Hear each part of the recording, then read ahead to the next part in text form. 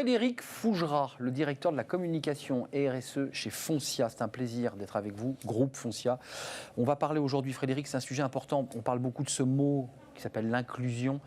On parle du handicap, l'affichage du handicap dans la communication, et notamment dans la communication employeur. Quand même, c'est nouveau ou pas, ça, Frédéric, cette question d'intégrer ces questions d'inclusion dans une stratégie globale ?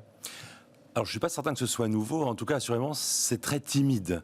On voit des choses nouvelles ces derniers temps, mais ça ne fait quand même pas partie de l'histoire ou de la tradition de la communication que de montrer, afficher le handicap. Peut-être qu'il y a plusieurs raisons qui expliquent ça. D'abord, en France, on est dans un pays où on fait très peu pour l'accessibilité. On est extrêmement en retard. La conclusion, c'est quoi ? La conclusion, c'est que finalement, en ne permettant pas aux personnes en situation de handicap d'accéder à l'espace public, de vivre comme tout le monde, quelque part, on ne les voit pas. Si on ne les voit pas, ils n'existent pas. S'ils n'existent pas, on n'a pas besoin de les voir dans la représentation et dans les différentes communications.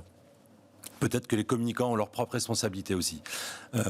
Quand on pense à la communication des années 80 et qui laisse des traces pendant longtemps, la communication, on cherchait souvent à idéaliser un monde en excluant tout ce qui ne correspondait pas à une certaine image de perfection. Côté page glacée un peu. Exactement. C'est plus du tout le cas aujourd'hui. Aujourd'hui, la communication, pour être crédible, elle doit plutôt rechercher l'authenticité. Donc voilà, il y a ce changement qui s'opère et je pense que du coup, ça participe à davantage montrer le handicap. Et puis peut-être aussi, juste un mot, il y a des personnalités très fortes qui jouent un rôle très important. Je n'en cite qu'un, parce que je l'adore, c'est Michael Jérémiaz. C'est quelqu'un qui dépense une énergie incroyable, justement pour cette visibilité, pour banaliser la présence du handicap, pour toutes les autres causes aussi d'accessibilité. Rappelons qui sont encore plus importantes. Qui est Jérémiaz, parce que Michael Jérémiaz, c'est un quadruple champion paralympique. Voilà, c'est juste un champion olympique, un sportif extraordinaire qui donne beaucoup de son temps et de sa personne justement pour la promotion du handicap. Je dis une bêtise, c'est le tennis ? C'est le tennis, oui. C'est le tennis, parce que c'est le tennis et c'était le porte-drapeau de la France au Jeux de Rio. Exactement. Et évidemment, on l'attend à Tokyo, parce que je crois qu'il est encore engagé à Tokyo. Alors, il est dans l'équipe de Paris 2024 pour soutenir la France, mais il est plus sur le terrain. En tant que sportif, les années passent pour tout le monde, même pour lui. Un sacré athlète. Oui, c'est vrai, les années passent. Question peut-être provocante comme ça, est-ce que c'est vendeur, et je mets vraiment des guillemets, de communiquer, de montrer cette question de l'inclusion et du handicap ? Mais en fait, c'est bien d'être provocant. C'est bien. Et Michael Jérémiaz, justement, joue sur la provocation en permanence pour un peu faire bouger les lignes. Donc, on peut être provocant, on doit être provocant. Et cette question, certains se la posent. En fait, elle n'existe pas.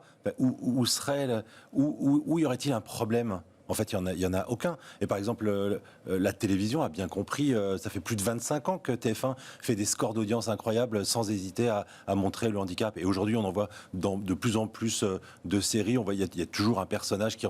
Donc, où est le problème ? En fait, il n'y a pas de problème. Et je pense que la communication et la communication d'entreprise, elle a intérêt, elle se doit de saisir de ce problème. À la limite, j'ai envie de dire, ça serait presque de la discrimination passive que de ne pas le faire. Donc non, il n'y a pas de sujet. Et oui, il faut montrer le handicap. Alors ça a un peu progressé, puisqu'on a fait des émissions sur ce plateau, ça a légèrement progressé, l'intégration des personnes handicapées. Ça progresse. Mais lentement. Mais c'est timide. Mais je suis entièrement d'accord. C'est timide et c'est en rapport avec la réalité de la société. Mais la communication, elle peut aussi aller un peu au-delà. Et la communication peut se montrer plus accessible que ne l'est la rue. Elle peut même montrer l'exemple. Et elle devrait montrer l'exemple. Elle a le droit d'anticiper et de montrer l'avenir. Frédéric, ça c'est une autre question. Comment l'entreprise, d'un point de vue, je dirais, presque technique, concret, doit s'emparer de ce sujet de l'inclusion et des personnes handicapées ? Et au final, qui doit décider de ces sujets ? Alors, comme toutes les questions...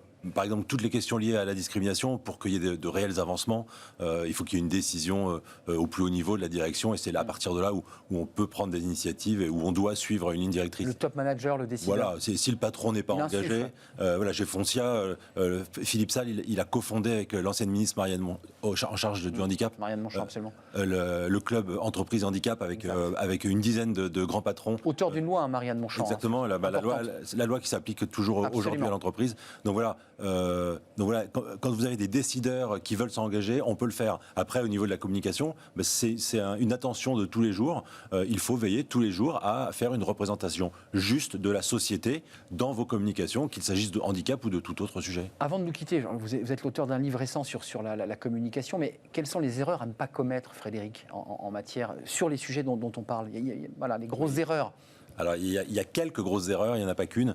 Une des premières erreurs, c'est peut-être de chercher à satisfaire des quotas et donc d'oublier le sens. Il faut donner du sens, il faut essayer de faire abstraction des clichés. On ne montre pas la personne en situation de handicap uniquement quand on parle du handicap. Non, il faut la montrer dans l'environnement habituel, quotidien, dans la vie professionnelle. Donc, l'affichage, le cliché, quoi. Voilà, il faut éviter les clichés, il faut éviter les coups. On ne fait pas un coup une fois et puis on dit, tiens, c'est bien, nous, on montre le handicap ou on montre la diversité. Non, il faut essayer de s'inscrire dans la durée. Il faut aussi être cohérent avec les politiques ou les pratiques de l'entreprise. Si votre entreprise ne fait rien pour faciliter le recrutement de personnes handicapées ou pour accompagner les collaborateurs en matière de handicap, alors mieux vaut être discret. Déjà, c'est des questions sur lesquelles il faut rester humble toujours. On n'est jamais tous les jours parfait, tout le temps, à tout moment. Mais de toute façon, il faut être encore plus humble dans son discours si on n'a pas les pratiques qui collent à ce que l'on prétend vouloir montrer de soi. Avant de nous quitter, vous nous dites qu'on est sur la bonne voie, mais que tout ça va lentement. Et qu'en tout cas, vous êtes sur ce chemin-là aussi chez Foncia. Chez Foncia, depuis l'arrivée de Philippe Salle et donc depuis mon arrivée en même temps, nous avons décidé de totalement revoir la représentation que nous faisions de l'image tant de nos collaborateurs que de nos clients. Et le handicap, notamment, est par exemple présent sur l'ensemble de nos communications. Ça peut être discret, parce qu'il ne s'agit pas non plus d'être grossier. Oui, on en revient justement aux erreurs. Mais en tout cas, ça fait partie de la vie. Et donc, cette vie, on la retrouve dans l'ensemble de nos communications.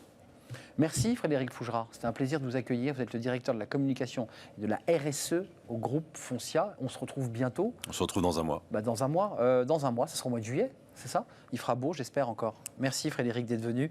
On fait une courte pause avant de retrouver mes invités dans le cercle RH. On parle du recrutement. Alors, c'est très concret puisque vous êtes sur Smart Job. On nous a annoncé une relance qui est à notre porte. C'est le ministre de l'économie qui l'évoquait. Mais dans le recrutement, ça donne quoi? Quels sont les secteurs qui recrutent? Comment va-t-on recruter en septembre? Et puis, on va essayer de s'intéresser aux candidats. Côté candidats, qu'est-ce qu'ils cherchent? Qu'est-ce qu'ils veulent? On parlait du sens avec Frédéric Fougera. Ils cherchent à donner du sens. On va en débattre sur ce plateau avec mes invités. On fait une courte pause et c'est juste après.